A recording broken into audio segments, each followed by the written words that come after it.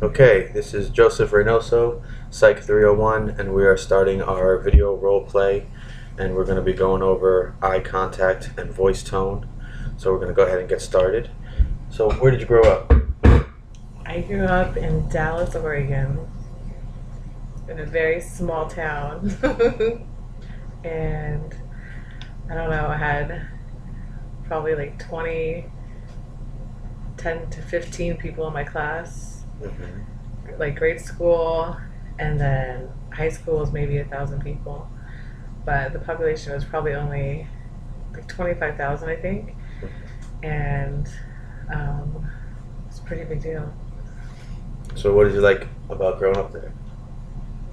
I like that at in grade school and middle school and high school. I liked that everyone knew everyone, and it was like a safe environment.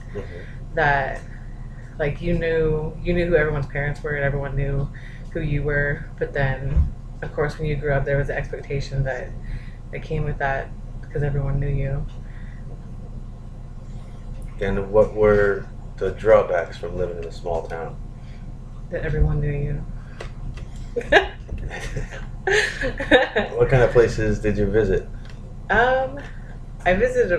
We vacationed a lot, so we went to like Mexico a couple times, Hawaii, and then later on in life we went to Germany, Italy, and Austria, and then Canada. We did like a Midwestern um, vacation, like a road trip, and went to like, oh my gosh, we went to almost every state up till Colorado or something, and then went like to this dude ranch one time and rode horses, and we didn't go to the Grand Canyon, but we went to like, I don't know, we stayed somewhere like some resort every state, and then like California, Florida. I've never been to the East Coast though. And how did you like the experiences when you got out of the small town? Oh my gosh, I went crazy. Well, because when I turned 18, I went to LA because I didn't want to be around people that I knew anymore. I didn't want anyone to know me, and I just wanted to just be able to walk around and not be bugged by anyone. So it was nice having that anonymity. And then I went from like one extreme of a super small town to a multi tons of millions of people, and then settled in something practical and not too exaggerated. And for me, I grew up in Hackensack, New Jersey. It's a pretty big town, big city, very multicultural, many different races are represented, big population, probably more like somewhere between 5 and 10,000 people in the high school. That's crazy. So that was, I enjoyed the experience, looking back on it, because since growing up in Hackensack, New Jersey, I've lived in Mississippi, South Carolina, Virginia, and now Oregon, and I can say that none of those places were quite like growing up in the big city in New Jersey. I've never seen as much diversity in the populations, the multicultural aspect to it, the population. So I enjoyed it personally. As far as the weather is concerned, New Jersey area has pretty much 4 distinct seasons. So you get a legit summer, fall, winter, and spring. That was nice. I also got to travel. I got to go to Spain. That was a big highlight. I did that when I was in 8th grade. And then, of course, being in the military, I got to travel around a lot. So that was very interesting, and I enjoyed that a lot.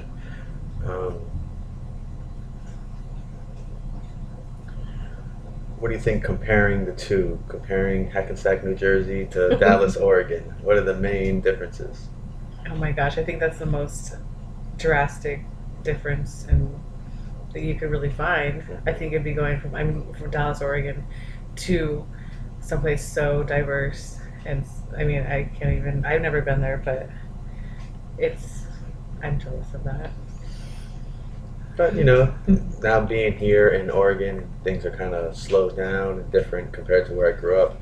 I still appreciate it here, and I still like some of the differences. I mean, dealing with traffic where I come from, dealing with all the time with the huge populations and crowds, it is nice to kind of slow down. And the funny thing here is that I noticed people in Oregon who are from smaller towns like Dallas look at Portland like it's the big city. But coming from 10 minutes outside of New York City, I still look at Portland more of like it's a big suburb, and there's no real big cities in this state. Which again, it's not, for me, it's not picking on this area, or it's not taken away from it. I don't think you need to have a big city setting for me to feel comfortable. But I also got the first 19 years of my life in that setting, so I kind of got to fully experience it. But you've never been to New York. We know soon you're going to be traveling with me, and we'll go back to my hometown, and we'll get to do the big New York City thing and the Statue of Liberty. Are you looking forward to that? I am. And just from growing up in Dallas, not having or having a culture shock in middle school because of diversity is something that still is significant to me, and a memory that is like, why did I have to go through such shock seeing diversity when I'm in middle school, not having any clue of any, not being able to see anything like that. So that to me is sad, but a part about growing up in this area. I remember being in about first or second grade, and we would have potlucks, and they would ask for everyone to ask their parents to make a dish and then bring it in the next day that kind of represents their cultural heritage. And how fun that was in northeastern New Jersey, because they might have 20 or 30 cultures represented at the potluck, and the little tastings and getting a little familiarization with each different culture was definitely very interesting. In second grade? The first time I ever experienced that was in college in California, and there was like, my roommate was from Nigeria, and then she brought something crazy, and then everyone else had these great dishes, and it's something like that I experienced. I did not experience until college. Okay. So we kind of took the time to each take turns sharing information about where we grew up, and now we kind of start to debrief and go over everything. What did you think about the use of eye contact during the conversation? I thought that it was appropriate. So how much time would you say, percentage-wise, was spent with eye contact that was direct, and then how much time was looking away? I think like 80-20. Of 80 eye contact and 20 looking away? Okay. Was there any times that the ongoing eye contact became uncomfortable? I don't know. Okay. So, for me to chime in on those questions, I think maybe percentage would be similar, maybe 80-20, 70-30 eye contact compared to looking away. I think from doing the exercise, I can tell that direct eye contact for 100% of the time would not be comfortable. It would not be an appropriate level of eye contact. So there's some appropriate amount of time during a conversation that should be spent rather looking up or away or down. But at the same time, I also notice that even when I look away and take a couple seconds, then I always still come back to eye contact. So if I was to take a couple seconds looking away and then not come back at all, then that would feel uncomfortable. So that, for me, that would feel more like there's some kind of disconnect between the two people having the conversation. Now, because me and you are comfortable with each other and we have conversations all the time, I think it's more natural. So for us, we just have a normal tone and rhythm to our conversation, and it's not forced. So I'm not forcing myself to look at you, and I'm not forcing myself to look away. Right. It's just a very natural flow. In rating my ability to maintain appropriate eye contact, I would say number 3 here, which is I have no trouble maintaining solid eye contact. I don't overdo it. I know when to look away occasionally so that I don't appear overly intrusive or to be staring. So that's how it's described here, which really, that description kind of encompasses how it's appropriate to not have a 100% eye contact, but you still should be maintaining eye contact. Now moving on to tone of voice. The question is, I would rate my ability to use voice tone in a way that is helpful in communicating with someone. Rather, not great, that you have trouble with this, either sounding too loud or too soft, too tentative. 2, not bad. Or 3, no problems. I'm able to speak clearly and confidently when I'm talking about myself, and my voice tone is appropriately inviting when I'm drawing someone into conversation. So how would you rate your voice tone? Appropriate, not too good, or not bad? I think it's appropriate. Yeah, I would rate yours, and I'd rate my own as no problems, able to speak clearly and confidently when talking about myself.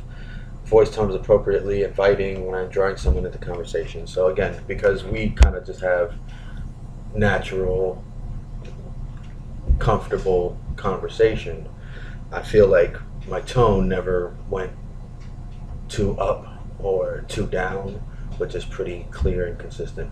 And how do you feel? I feel the same way. I think it has almost more to do with personality, though, don't you think? Because I'm just thinking, in a working environment, when I'm speaking with someone who I don't know, I think I talk louder than. Like if you want to emphasize certain points. Mm-hmm. That makes sense. And then it probably has to also do with the content of the conversation. So we were having a conversation about where we grew up and some of the things that we really liked, the things that we would have changed, but it's still a pretty even tone.